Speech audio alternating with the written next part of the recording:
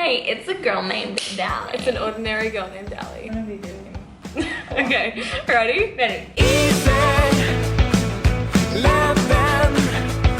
Hi guys, welcome back to my channel. I'm here with Marissa and Shay again. We had a few questions about traveling, so we thought we would do a Q&A and answer everything that we possibly can about it. Why don't you guys explain what you've been doing for the past 6 months? Shay and I are sponsored travelers for vegantravel.com, which is a website community for all things travel and vegan. We post blog posts and videos of every country we've been to and places you can eat, things you can do, places to stay, etc., etc. So it's just a big information, Big old community. overload. Yeah, anyone can join and become a part of it. Anyone can join and become a blogger for vegan travel. So just gotta get on there and join the community. It's really So fun. yeah, you should definitely check it out. I will link all of their stuff below. All right, and let's get into the questions. What places do you recommend for someone who's just starting out traveling? If you're coming from Australia, Bali. Yeah, Bali absolutely, is cheap, yeah. Or fun, like if safe. it's Byron Bay, like someone like that in Australia. What about, yeah, if they're on the So other side of the world? Amsterdam. Amsterdam. If you're good at riding a bike. Yeah. Avoid London. It's so expensive. Yeah, Yeah, and the Amsterdam's transportation beautiful as system. well. I mean, if you're in America and you only have a budget to like travel in America, doing a road trip to the national parks Yeah. is like one of the best things you can do. When I like saw Yosemite or like Yellowstone for the first time, I was like, how is this the United States? How like is this I a feel real like place? I'm on a different planet. Yeah. So that's actually a pretty cool thing to do, and it's cheap and fun, and you can just get some friends, pack up a car, and drive. I think road tripping is probably the best way to get around the States because flying is way cheaper in Europe, but probably driving a car is cheaper. Oh, and if you live like on the West Coast, like where Shay lives, you can road trip to Canada if you want to go out of the country. Okay, what are carry-on essentials for long-haul flights? A laptop, Headphones. snacks, A neck pillow. yeah, like an audiobook. If you have like a shawl or something, Yeah. something that can be Oh, a yeah. blanket, because some flights are free. They blast the Oh my AC. gosh, Yeah. And sometimes it's just easy to bunch it up and put it next to you if you don't have a neck pillow or cover up. And Yeah. Also, I would say like earplugs and eye mask if you want Yeah. to sleep and it's like a loud flight. Even though it's way more expensive in the airport, after you get past security, buy a water bottle because you get really dehydrated on flights because a lot of people don't know, but when you're at higher altitudes, your body needs more water. Yeah. And So hydrate before You and gotta after flights, hydrate. and also get a bottle to take on with you. There's nothing worse than being stuck on a flight, so thirsty, and all they Yeah. accept is cash or card, and you Yeah. don't have one or the other. And you feel like you're dying a little bit. Water, Sandy, water. Okay, did you guys meet while traveling? How did you make friends while traveling? So I've known Marissa for like 2 or 3 years. We met through like blogging and social media and only met for the first time like a month ago. Really weird to think about. So I was traveling in the States for 3 months and I was heading to Shay's side of the world. I asked Marissa, is there anywhere I should go? She said, get in touch with Shay's family. So although I'd never met Shay, never spoken to her family before, they took me in and my friend Gabby for a week. So that's how I kind of met your family. Yeah, without me being Yeah. I was green And then these guys came to Australia, stayed with me. I took them to Sydney, and then and these guys met through blogging as well, right? Yeah, we met through YouTube. We commented on each other's videos like 3 years ago. So social media is really great for that kind of thing. Yeah. And how do you make friends while traveling? There are so many solo travelers, and just like anyone you meet is a potential friend. You can just staying say hi. in hostels is big for that. When you stay in hostels, it's like you're bound to make friends. Like we've made so many friends by staying in hostels, and everybody just makes plans together. Yeah. And even some of the hostels we've stayed in, they've had like solo travelers night where like all the solo travelers get together in like the common area and meet. So. Yeah. It is also up to you to be Proactive. because I mean we're in a beautiful villa right now in our own little gated area, but we could go out and meet people, or we could just enjoy the time here. But same thing in a hostel, you can either stay in your room and not be involved in the activities and events, or you can do that and make friends. So Totally your it's up call. to you.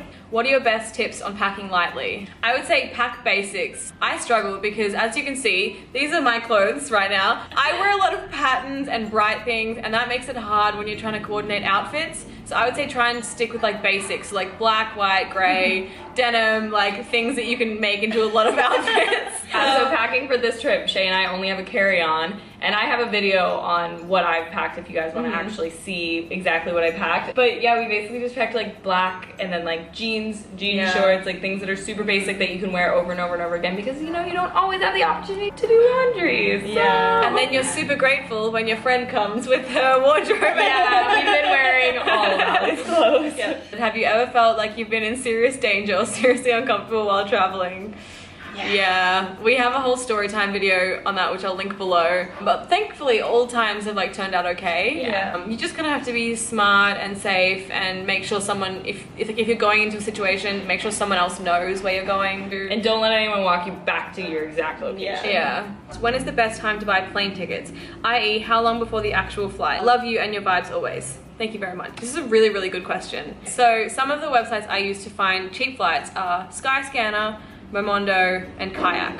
And I will link all of those below. I say Momondo is the best. Yeah. Because we have compared Momondo and Skyscanner, and Skyscanner used to be our go-to, and we have found that Momondo always has better flights. Buying like a flight halfway around the world, you'd want to buy that like 2-3 months, maybe even more in advance. But if you're just going from like Italy to Croatia, like you can buy that probably. And there'll like, be a lot more options with that. That's why it's cheaper. Yeah. Whereas, if you're flying from Australia to America or vice versa, a couple of months is good. And I think my friend Brooke, who runs World of Wanderlust, has actually made a post on this, and it said something like, you know, it's better to book it on a Thursday, or it's cheaper to fly on Monday. So I'll try and find that and link it below, or any other articles I can find on it. Clear your cookies.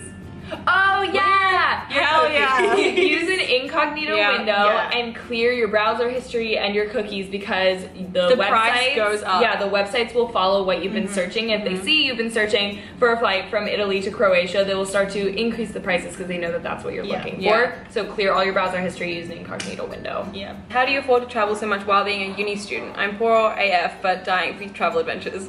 So I took some time off whilst at uni to travel. I also did a working travel thing, so I worked at a summer camp for 3 months, so that kind of like paid for it while I was away. And yeah, just like really cheap little adventures like road trips or camping with friends. Like I count that as really exciting travel stuff as well. But I had to take off a semester to do this travel.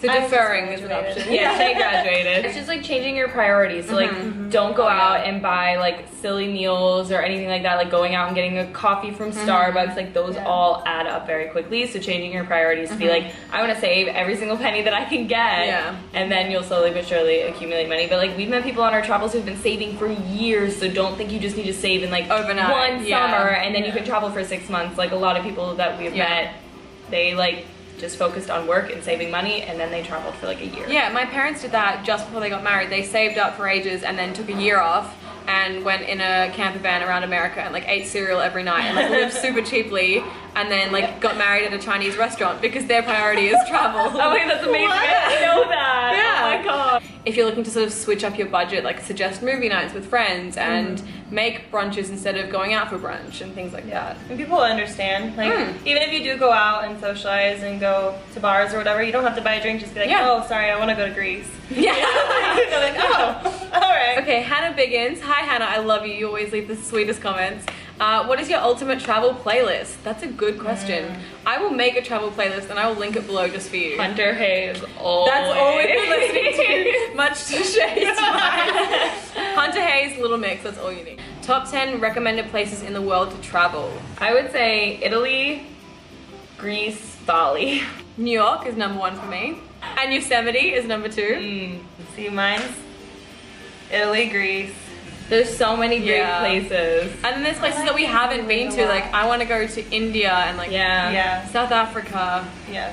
If it was cheaper, New Zealand Yeah. or Australia. But I would say Bali. I would say Bali. Yeah, Bali's quite beautiful. So on Snapchat, someone said, when traveling with friends, do you find you need some me time? What do you do and how do you tell them you need to be alone for a little bit? That's you.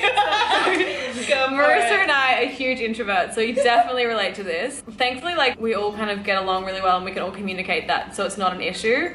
We have time where we just chill out and like, even if we're all in the same room, we're just on our computers like editing videos or watching videos, and you know, we're still being together, but we're just sort of relaxing and recharging. Yeah, and sometimes like Shay will want to go out and I 99% of the time don't want to go out, so she can go out and meet some other friends on her own and go do it by herself, and then like I'll just stay in and do nothing. That's a good balance. If you're traveling with an extrovert and an introvert, just respecting each other and like having that communication and being okay with doing separate things sometimes is really important. Otherwise it'll end bad, I guess. On Snapchat, Xanthi said, I'm going through the airport by myself and I've never done that before. I've flown on planes by myself, but I'm scared I'll get lost. Any tips? Well, that's exciting, Xanthi. I'm excited for your trip. Everything is super well marked in airports. Yeah. Like baggage claim, exit, like terminals this way, blah blah blah. But if not, everybody is also super helpful. Yeah, like, you can ask people. Yeah, and if you're in an airport where like the language isn't your own, you will definitely find people who are open to helping you who speak your language. There's info centers. Yeah. And also I would just say, I know you don't always agree with this, but get there early. Get there, you know, ahead of time. I say like 2 to 3 hours if it's an international flight, because there's nothing wrong with like hanging out in an airport lounge. And you never know how long like the security lines are going to be and things. Or some airports like LAX that have multiple terminals and you have to like get buses and trains across. So like, yeah, you can never have too much time there. Some places just do random high security days and they won't let you through with a pair of small eyebrow scissors. Sorry guys, my eyebrows haven't been on fleek, okay? They took them from me. But you don't know, so it is a good thing, and it's less stressful on you to be prepared. You're gonna be fine. You're not gonna get lost. You're gonna have a great trip. Yeah. Leaving for 5 weeks solo in Bali soon, and then I don't plan on coming back home. You really won't. Girl, you won't. How can I make friends and find my tribe while abroad? P.S. I seriously want to come to Australia and meet you. You definitely should. Yeah. Okay, you're gonna love Bali. It's the best, and you'll have no trouble making friends here. Yeah. I would definitely recommend going to Ubud, eating at Alchemy, going to the yoga barn. There's just like so many like-minded people that you will just meet your little gang. Shay, what is that thing that you use for solo travelers? Yeah, there's an app called Touralina. Hashtag not sponsored. Yeah, it's for female solo travelers, and it's kind of like Tinder. So you say the dates that you're going to be in a destination, and if anybody else is also lining up with the same dates and destination, then you guys can match each other and meet up and make plans, and yeah. Okay, so Jess Shut Up from Snapchat said, I've already asked this on Tumblr, but do you have any suggestions for how to deal with a fear of airplane turbulence? I used to be really scared of that. Don't do that. No, get stoned. Understanding what it is. That's like turbulence feels like the plane is like falling and falling apart and crashing. It's literally just like a bit of wind, like resistance with the plane. That's so normal. It usually just happens when you're going through clouds and things like that. So if you think about it, looking at a cloud, like how are you supposed to go through that smoothly? It's bound to happen. Understand what it is. Have fun. Just be like, it's like, because all it is air pockets of wind. So just be like, we're like zooming. It's like a superpower speed on it's like a roller Mario coaster. Kart. No, but I would like Rainbow Road. Yeah, I would listen to music, calm down, relax, and just enjoy the ride. It'll be over soon. It'll be over in like a few seconds. Yeah. Okay, so someone on Snapchat said, love you, Ali. Hope you're having a wonderful day. Travel Q. Where in Australia are your must go or see places? I really love Byron Bay, which is up the coast. Sydney and Melbourne are really great cities to see. Bondi Beach. Just because that was really fun in Sydney. Go to Speedo's Cafe. Yeah. Queensland is quite beautiful as well. I like the Sunshine Coast a lot. There's some really nice hikes and beaches and cafes. Okay, so I just quickly want to show this Snapchat because this girl is the cutest thing ever. So she said, hi Ali and friends. I would love some advice on first time traveling alone at 18 to a different country with a different language and how to convince parents I will be safe, as well as just making sure I'm safe in general. Thank you and much love. You are so cute. I think being really organized will help both you and your parents. So like knowing where you're staying, knowing who you're staying with, just having these kind of details that you can pass on to your parents so they know like where they can contact you if anything goes wrong. That will sort of give them peace of mind. Relaxing your parents' thoughts is very important, and it should be one of the first steps because my mom gets so anxious, but once she figured out Shout out to Sandra if you're watching, we love you.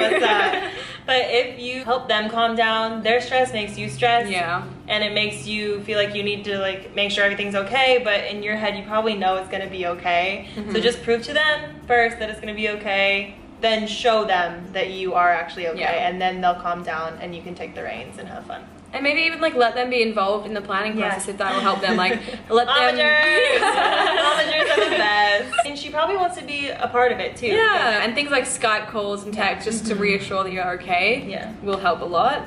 How do you deal with periods and finding sanitary products in different countries? So much love to you all. Well, like Shay uses the Diva Cup. Yeah. And I think that is a really cool way of going about it. Diva Cups are great because like you don't have to keep buying stuff. You'll never be caught off guard. It's cheaper. It's environmentally friendly. Yeah, like when we started off, because I just had tampons just in case, like I didn't want to use the Diva Cup one day.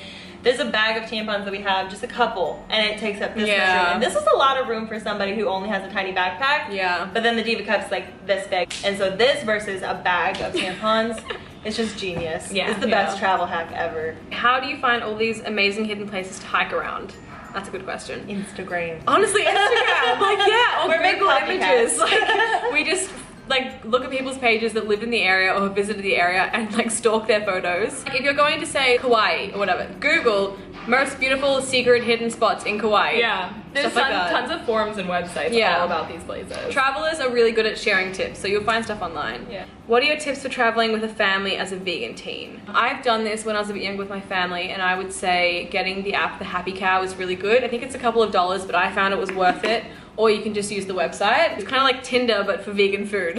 So it shows you in your location what vegan-friendly cafes and restaurants there are, and that way you can plan. If your family is looking to go out for dinner, you can be like, look, we want Mexican food that'll Take offer control. them stuff. Yeah, so you can be proactive and like show that you're willing to make an effort. And you can find a lot more information now on vegan Vegan travel. travel. Yeah, you can find stuff to do and places to stay as well as places to eat, so you can use that as a big resource for your family. Yeah.